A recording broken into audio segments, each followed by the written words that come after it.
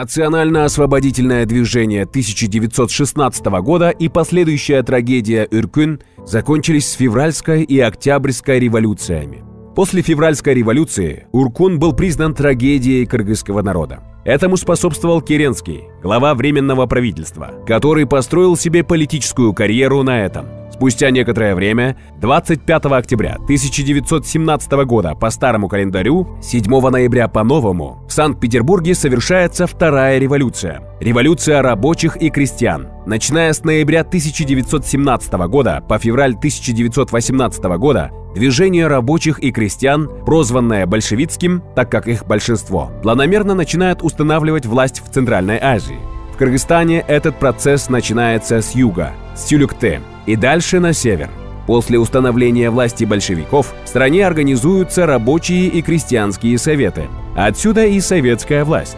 Большевики начинают перераспределять земли, несправедливо отобранные у местного населения, чтобы исправить ошибки царской России. Те же, кто остался в формированиях народно-освободительного движения, были прозваны басмачами, захватчиками, так как не принадлежали к легитимной власти. Народно-освободительное движение все еще существовало, когда большевики пришли в Кыргызстан. В басмаческих отрядах в основном состояли люди из духовенства, байманапы и их сторонники, которые были против русских. И их можно понять.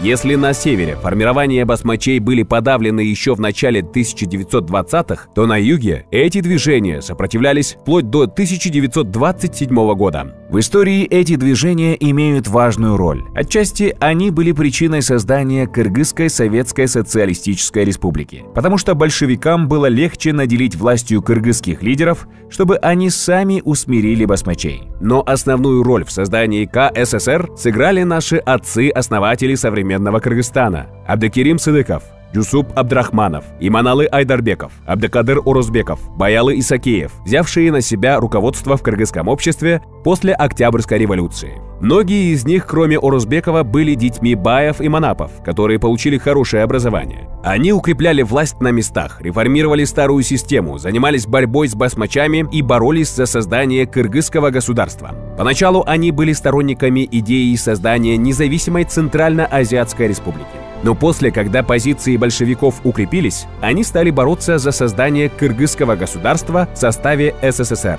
В 1924 году был достигнут первый успех.